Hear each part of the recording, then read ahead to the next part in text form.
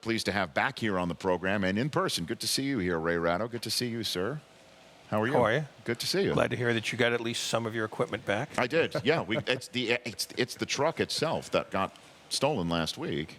It's back here. Oh, that's transporting guns across the border. That's done. No, the truck is. Oh, you mean the cab? You're talking Yeah. about the actual cab Absolutely. tractor. I don't know. I think Rod Woodson, the border police, has been on the lookout for this thing. I would think so. It's chopped up. Ray, Yeah. what do you say about the Raiders, man? What can you say here as we're 0-10? The refs are screwing them. Is that where you stand? Yeah. It's been a 12-year screwing, but no. Look, I think people underestimated the amount of work that had to get done to excavate everything. And this was the first year that they had a good draft. And they signed all these free agents basically to back and fill until they get another draft and another draft. This is going to be a 5-year thing. I mean, everybody thinks that you can take a team and turn it around on a dime by just throwing in a new general manager and a new coach. But they had to change everything about this place. And that was going to take a long time. It took longer than I think anybody thought it was going to be. I mean, I think people thought maybe 3 years. No, it's a 5-year thing. So And 2 more years? I would say at least. Or 5 more years? No, I'd say at least 2 more, because if you get 2 more really good drafts, and I think this draft was pretty good for them. I mean, they got a quarterback that they can rely on for years. I think Khalil Mack's got some game to him. But you've got to have at least 2 more years, and then you can wean yourself from the quick fix of the 32-year-old free agent. Yeah. And once you've done that, now you've got a representative roster that you can build off of. But they clearly couldn't do that yet because they had so many things to deal with, so many holes to fill.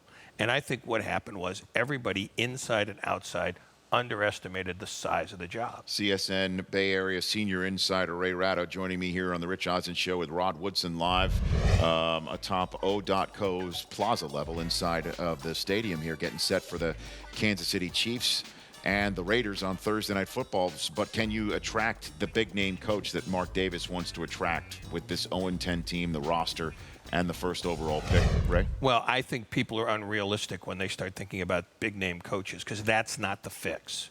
The fix is the players. John Gruden's not coming here. That's a pipe dream.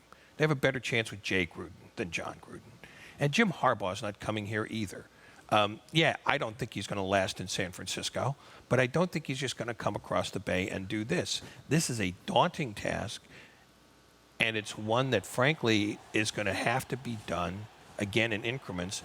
Maybe you get another, not an interim coach, but another guy who transitions to the coach they want. But if you bring in a big-name coach with this roster, you basically are saying, A, Reggie McKenzie is fired because no big-name guy is going to come in here and work for a general manager. He's going to want a big money and all the power in the room. And secondly, he's going to have to recognize that for the first 2 years of his stay, it's a 4-win team. It's a 6-win team. And a lot of big-name coaches are either better off where they are now, or they're going to say the heavy lifting is just too great. And thirdly, you don't know where this team is going to be in 2 years. Yeah, what about that? I don't think many people think it's long for this place. I think San Antonio is a pipe dream. I think they want to be in play in the LA discussions, because whether Mark Davis keeps the team or sells it, it becomes worth far more than it is here or in San Antonio. So I think as a financial matter, it only makes sense for Mark Davis to want to be in LA as one of the 2 teams that's Now, there. is that an option? For LA? Mark, no, for Mark to sell it. Excuse me. It certainly can be. I mean, his mom is still alive, and I think she wants to keep it here. But I think if, push comes to shove, and they say, look, this is the window we've got. If we don't go now, we're never going. She may change her mind on that. Well, if the so-called second team in the NBA in Los Angeles is worth $2 billion, I cannot imagine what an NFL franchise would be worth in Southern California, in Los Angeles, Ray. Think about it. I don't think it's going to be. I don't think this team is worth $2 billion, even in LA. Maybe the Rams, because that seems to be the team that everybody's decided is the default team to go to LA. That may get to be a $2 billion team, but the second team in probably won't be. Plus, the $2 billion Clipper price, that had a different set of circumstances that makes it an outlier. One, it's part of a bigger TV deal. Two, it was priced to sell to a guy who was desperate to have it. And 3, it solved a lot of problems for the rest of the league who just wanted to see the back of Donald Sterling. So in that way, I think, let's say, hypothetically, this team went to L.A. under current management. It probably would double in worth to about 1.6, 1.7 tops.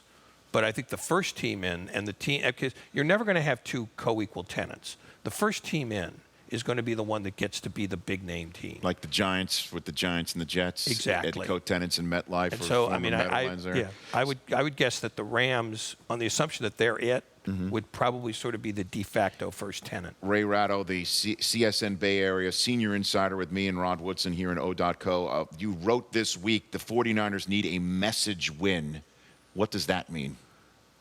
They can't score. And they haven't been able to score all year. Rod is nodding his head. They're by the way, brutal in the red zone. They're just awful. They can't. They have attempted more field goals by about 30 than any other team in the Harbaugh era, and they need at some point to go in against a bad and demoralized team at home and put the hammer down. I mean, going to New York against a bad defense, even in New York, and barely coming out winning by less than a touchdown with 5 turnovers. That tells you that the offense is not just unlucky. They just don't know who they are, what they are, or how they intend to do anything. They need to stop somebody because they've got Seattle coming in after that. Then they're here. Then they go up to Seattle. Those are the make or break games, and they need to have some sign that A, they figured it out, and B, that they can actually hammer a team. Because I think a lot of football is attitude. And how do they not know who they are when Jim Harbaugh's been here? Greg Roman's been here. He's not. There's not like the same new staff. parts too. It's the same group, and they added to the receiving core, but everybody else is status quo. So why are we still looking to see who they are? It's on odd. offense? There's no other way to put it, isn't it? It is weird. It's a run first team, but Should be a run first team. Well, it should be, but I mean, historically in the Harbaugh era, it's been a run first team with a very good run blocking front offensive line. They thought they were getting too out of balance. They're worried that at some point Frank Gore's not going to be Frank Gore anymore. So they decided to load up on receivers, and they wanted to make Colin Kaepernick a more complete quarterback, which means a guy who makes reads, a guy who could put a ball in a tight spot, become a more complete quarterback. And they sort of got away from what they really are. And they've started to go back to that because it's clear that if Frank Gore doesn't run well for them, they're not going to function very well as an offense. But they're just tugged by that, God, we're going to be too out of whack. We're going to be too run heavy. Teams are going to put 8 in the box, 9 in the box. It's going to be too hard to win in December and January if we keep doing that. So they kept trying to figure out a way to put a square peg in a round hole when, in fact, what they are is what they have been. And they tried to change that because they were worried that they were too much of what they were. And now they're where they are now. Thanks for coming on, Ray. Appreciate my it. friend. Thank you. Ray Ratto. The Rich Eisen Show, weekdays at noon Eastern. On Audience.